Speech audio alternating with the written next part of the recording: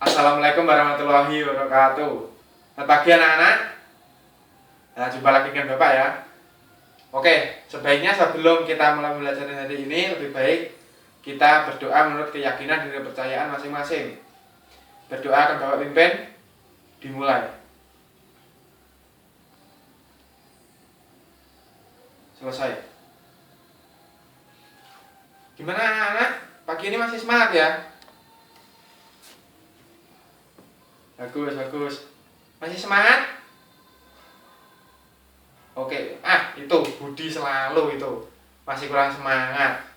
Oke, seperti biasanya Bapak akan melakukan sedikit game. Oke, clue-nya adalah kalian tinggal mengulangi apa yang Bapak katakan.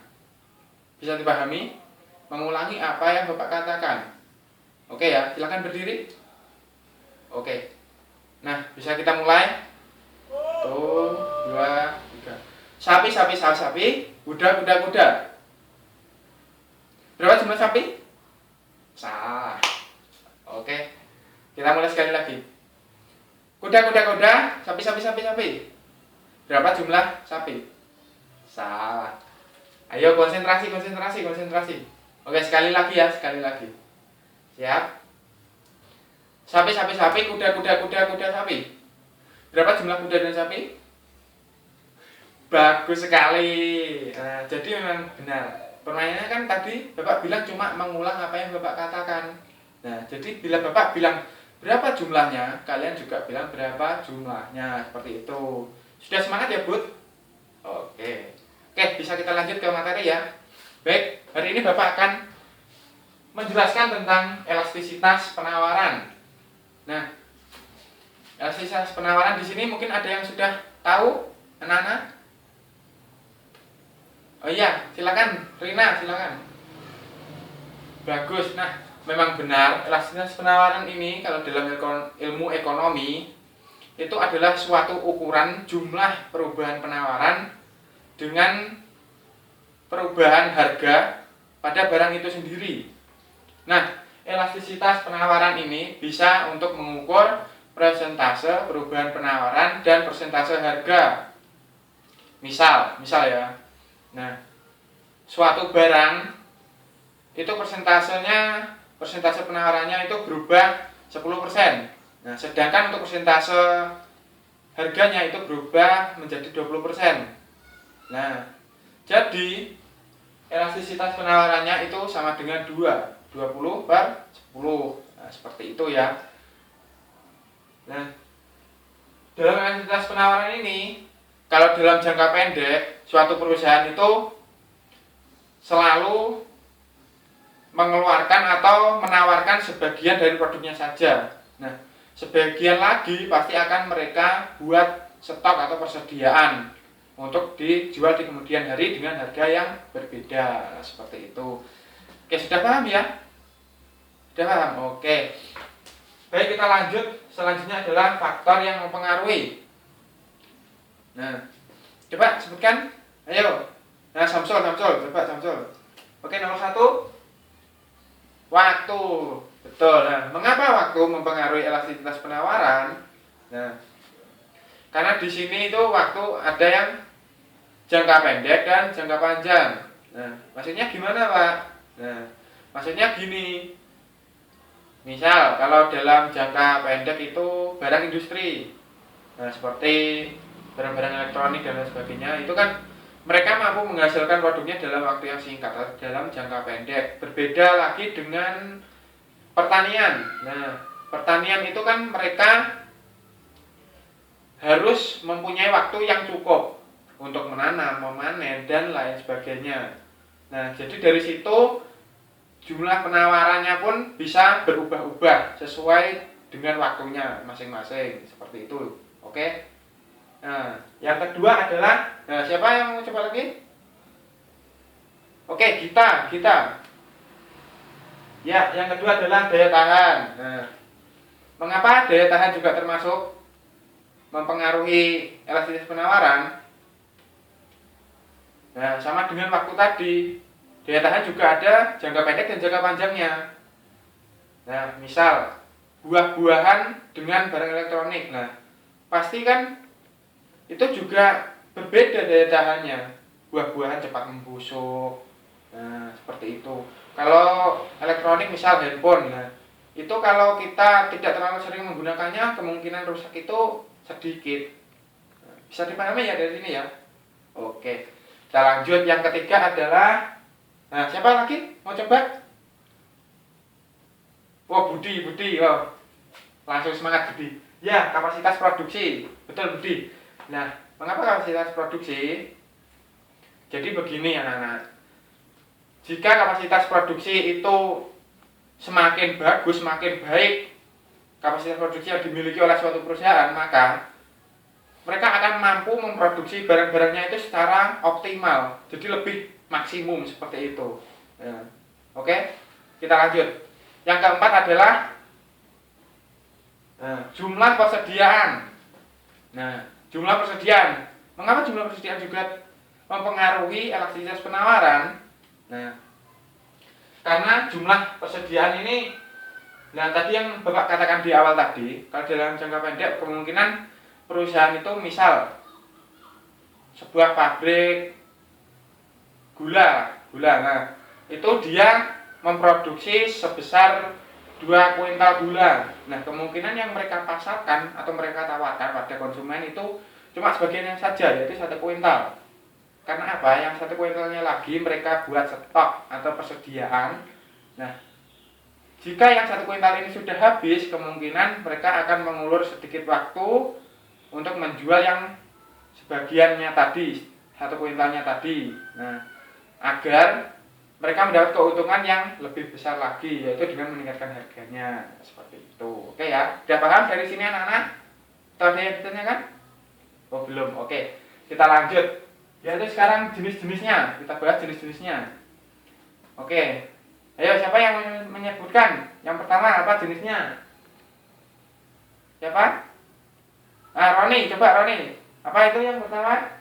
Elastis, betul. Nah, elastis penawaran itu bisa terjadi apabila persentase perubahan penawaran itu lebih besar daripada persentase perubahan harga. Nah, misal itu seperti barang industri. Nah, barang industri. Nah, sekarang kan banyak sekali handphone dengan berbagai merek, dengan berbagai macam harga seperti itu.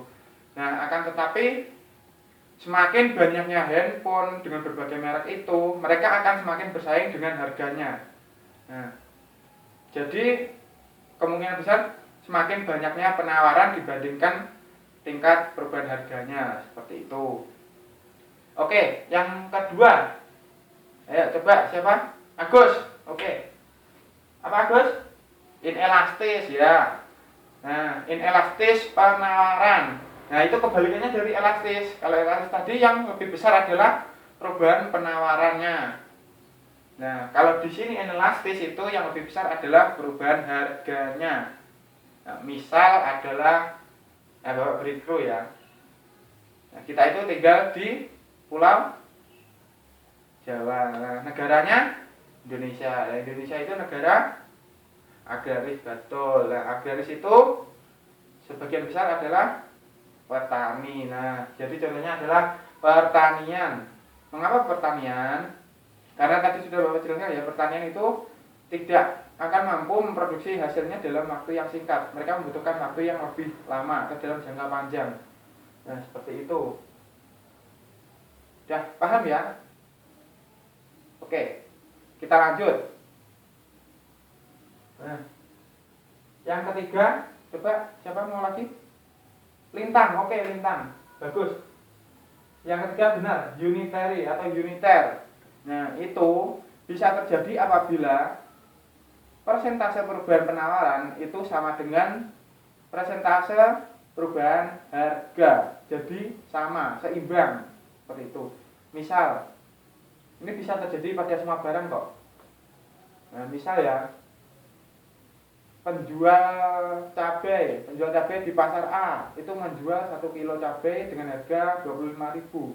Nah, di pasar B dia juga menjual cabai per kilonya itu 25.000. Nah, ini bisa terjadi secara kebetulan saja.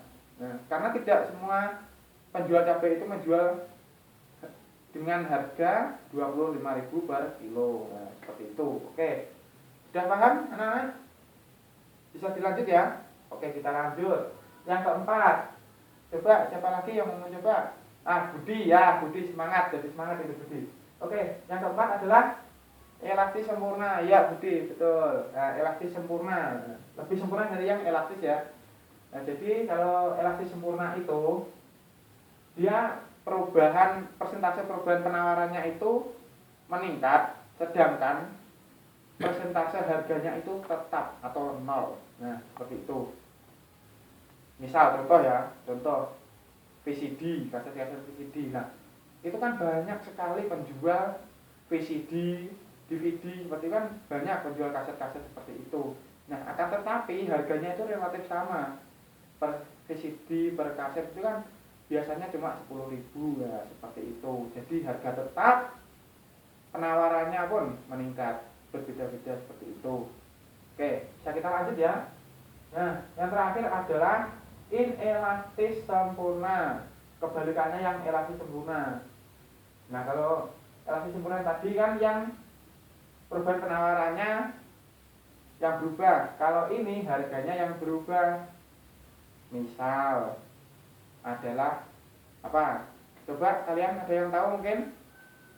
Oke, Samsul lagi. Apa Samsul? Tanah. Ya, bagus, yang benar, tanah. Tanah adalah salah satu contoh inelastis sempurna. Karena apa? Semakin bertambahnya tahun, semakin bertambahnya hari, maka tanah itu akan semakin mahal. Akan tetapi jumlah yang ditawarkan itu bisa saja tetap sama. Seperti itu ya. Oke. Sampai di sini mungkin ada yang mau ditanyakan atau sudah jelas? Sudah paham? Oke, baik. Nah, selanjutnya silahkan kalian bagi kelas ini menjadi dua kelompok, kelompok kanan dan kelompok kiri. Sudah paham ya? Oke, bagi rata dulu. Ayo Budi pindah ke kanan Budi. Nah, biar lengkap. Oke. Sudah kanan kiri. Oke, siap. Nah, sekarang Bapak akan memberikan soal kepada kalian. Nah, kalian nanti analisa, diskusikan, dan kemudian kalian bacakan, presentasikan. Presentasikan pada Bapak. Oke. Nah, soalnya adalah, silakan dicatat ya. Oke, nah, suatu pabrik gula dia mampu menghasilkan produknya atau gulanya itu dalam waktu yang sangat singkat. Nah, kalau sangat singkat tadi termasuk dalam apa tadi? Betul. Elastis. Nah, betul. Nah, lalu di kemudian hari pabrik gula ini tidak mampu memproduksi gulanya dalam waktu yang singkat. Nah, karena beberapa faktor. Nah, kemudian pertanyaannya adalah, apakah pabrik gula ini masih termasuk dalam elastis atau dalam jenis yang lain? Nah, seperti itu ya. Oke, nah kemudian diskusikan dengan kelompok kalian juga bagaimana cara mengatasi hal tersebut agar pabrik gula tersebut bisa memproduksi gula-gulanya itu dalam waktu yang singkat kembali, seperti itu. Oke, bisa dimulai ya. Silakan diskusikan dengan kelompok kalian masing-masing. Oke, Bapak tunggu. Ya, mungkin ya dari kiri mungkin ada kesulitan. Oh, belum. Oke. Budi, ayo sini, gabung sini loh Budi. Ya, betul. Nah. Oke, ada yang sudah kelompok kanan atau kiri? Ya, bagus. Silakan perwakilan dari kelompok kiri. Siapa? Rina. Oh iya, Rina silakan. Ya, bagus sekali. Beri tepuk tangan untuk kelompok kiri. Oke, bagus. Oke, kelompok kanan mau ada yang menambahkan mungkin? Budi. Ah iya Budi, wah, jadi semangat ini Budi. Oke. Gimana Budi? Bisa dibacakan? Oh iya, bagus juga, bagus juga. Nah, tepuk tangan untuk kelompok kanan juga. Hore. Oke. Bagus semuanya, bagus jawabannya, bagus semua, bagus semua. Nah, jadi memang benar ya. Nah, jika tadinya pabrik gula itu mau memproduksi gulanya dalam waktu singkat itu termasuk elastis, maka kebalikannya elastis adalah inelastis. Jadi ketika pabrik gula tersebut tidak mampu memproduksi gulanya dalam waktu singkat, melainkan dalam jangka waktu yang lebih panjang, dia termasuk dalam inelastis. Nah, seperti itu. Nah, gimana cara mengatasinya agar mereka mampu memproduksi gula-gulanya dalam waktu singkat agar termasuk elastis lagi? Nah, seperti itu. Nah, caranya adalah mungkin dengan meningkatkan manajemen mereka, kemudian memastikan sumber daya alam yang dapat diambil dengan cepat. Nah, seperti itu. Mungkin mereka memiliki alternatif lain yang dapat digunakan untuk produksi gulanya itu dalam waktu yang singkat, kemudian meningkatkan kualitas tenaga kerjanya. Nah, seperti itu. Oke. Saya Bapak kira sudah cukup pembahasan materi pada hari ini. Nah, sebelum kita tutup pembelajaran pada hari ini, lebih baik kita melakukan review dulu ya, anak-anak. Oke. Nah, hari ini kita mulai dari tentang apa? Elastisitas penawaran. Bagus. Nah, elastisitas penawaran tadi apa? Mengukur perubahan penawaran dengan perubahan harga. Nah, bagus. Nah, tadi faktor-faktor yang mempengaruhi apa saja? Ayo Budi, apa saja Budi? Waktu, daya tahan, kapasitas produksi, dan jumlah persediaan. Betul, bagus. Oke, selanjutnya mungkin dari sini ada yang mau coba. Samsul, oke Samsul. Apa Samsul? Jenis-jenisnya apa Samsul? Yang pertama adalah elastis, betul. Yang kedua inelastis. Yang ketiga apa? Unitary atau uniter. Dan yang keempat, ayo. Nah, selain Samsul ada yang mau coba? Rina, oke, Rina. Ayo, nomor 4, apa Rina? Elastis sempurna. Dan yang terakhir, apa Rina? Inelastis sempurna. Ya, Bapak kira kalian sudah cukup paham untuk materi yang Bapak berikan pada pagi hari ini. Semoga bermanfaat untuk kalian semua. Semoga kalian tetap sehat walaupun keadaannya seperti ini. Nah, bila Bapak ada salah tutur kata dalam mengulang kalian tadi, memberikan materi pada kalian tadi, ada yang salah tutur kata dari Bapak mohon maaf yang sebesar-besarnya. Wassalamualaikum warahmatullahi wabarakatuh.